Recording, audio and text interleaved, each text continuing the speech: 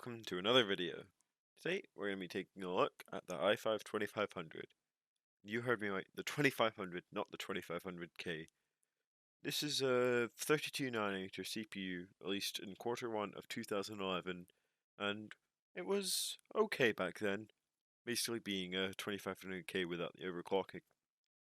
But due to the very similar price to 2500 and the renowned overclocking of the 2500K, it was left behind and is now a bit harder to find than the 2500K. So I'm going to be taking a look back, basically looking over what a stock 2500K could do, aka a 2500 in 2021. And now for some more detailed specifications. It's a 4-core, 4-threaded CPU. It's got 6 megabytes of Intel Smart Cache. Its base clock is 3.3 GHz with a max turbo frequency of 3.7 GHz. It's got a TDP of 95 watts, and today I will be using it with only 4 gigs of RAM because I was in a bit of a hurry to make this. Hopefully it doesn't bottleneck anything, but we'll find out in the benchmarks. First up, we have City Skylines, which was run at 1080p on the highest possible settings, and it achieved a pretty good average of 62 FPS with 1% lows of 35 FPS and 0.1% lows of 5 FPS. The 1% lows were probably from just a few seconds of the stutter, so don't take those into account.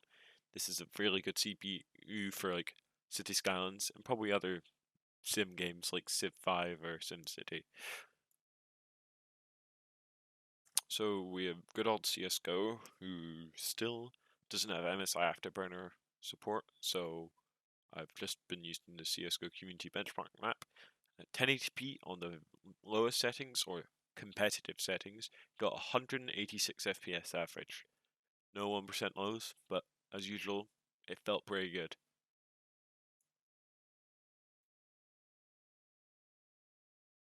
So here's Fortnite running at the high settings, and it achieves an average of 81 FPS.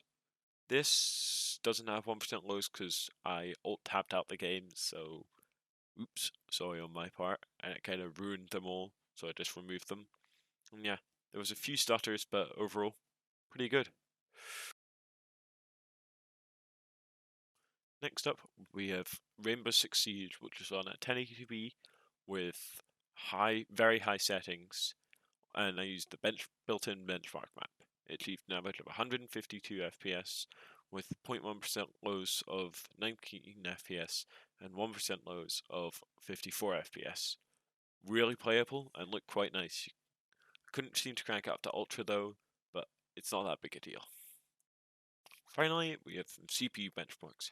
Didn't have a ton of time to run them, so I just ran Cinebench 15, in which I got 524 points, and Geekbench 5, in which I got 817 single core and 2517 in multi-core.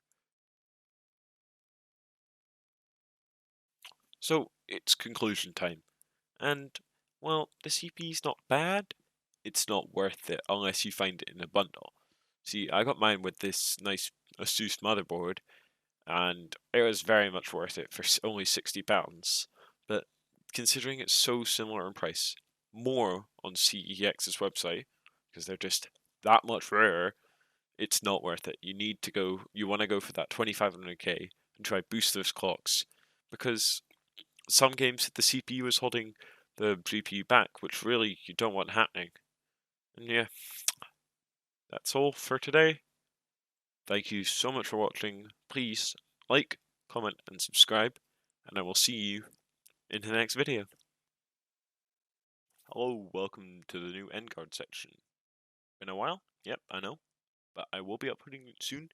Got a video about a 1060 that my friend gave me, and I might be doing a review on a CV1 when I get round to it. Sorry about the 4 gigs of RAM. Bit low, I know, but what can you do? Didn't affect performance too much, I don't think. And yeah, thanks for watching.